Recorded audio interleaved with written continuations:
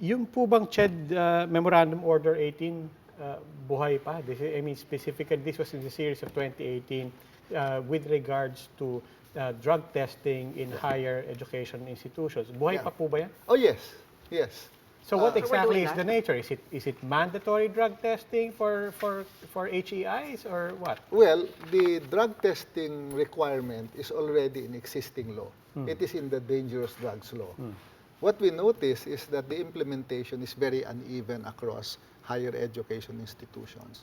So the CMO simply reminds and tells the universities, you have to do this, what the law requires. That is the idea of mandatory random drug testing. Random. Yes. The system is random, but it is mandatory, meaning all universities have to do it, whether public or private. The data shows that most public universities do it. Most public universities don't. But Yeah. for example, I'll just read to Private you. Private Bakit ganon? universities Do it. do it. Yeah. It's the public It's the public universities Bakit ganon? that- Bakit ganon?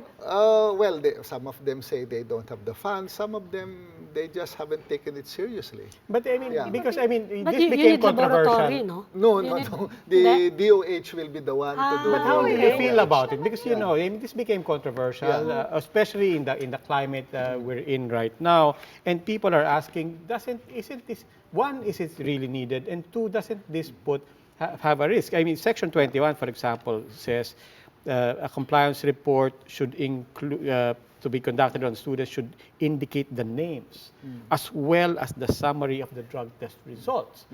I mean, how can we even trust? I mean, whichever agency will ultimately hold this, to hold the names of the students Well, as well as the results of the Yeah. drug tests. First, we must understand that this should be a health intervention strategy. It should not be used to discriminate against students. It should not be used not to allow them to enroll. It is a health intervention strategy to create safe and healthy campuses. Yes, but Mr. Yes. De Vera, if Yeah. you don't mind, I understand that. But that is the whole premise for the entire drug war as well.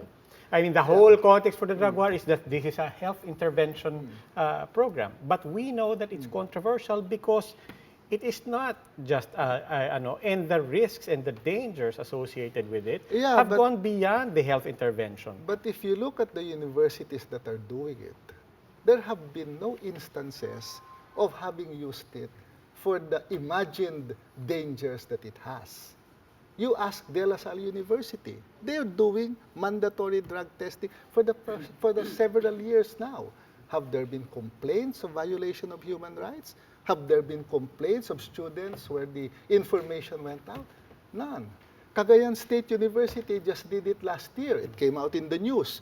Because instead of mandatory random, they did it mandatory for everyone. And that raised a howl. But that was because the parents were asking for it. And 1 year has passed. Has there been violations of privacy laws in these universities? There is none.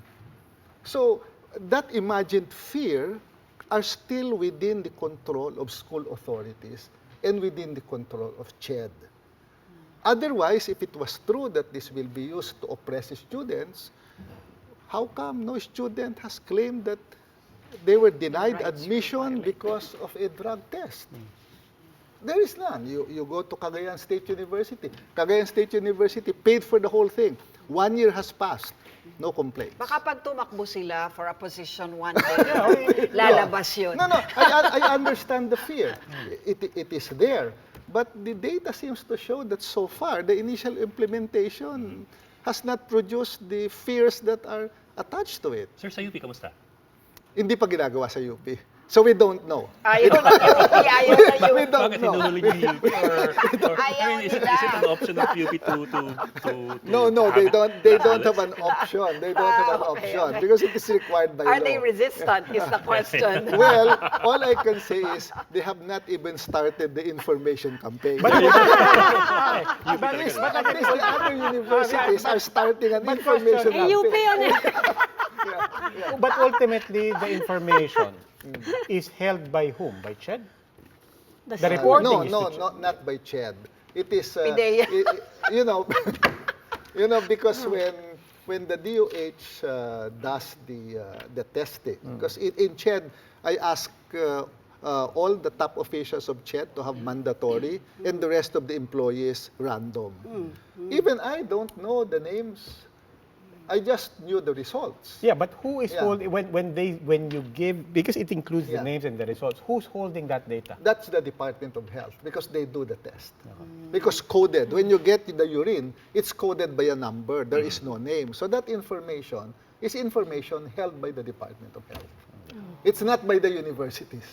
But let me push it further.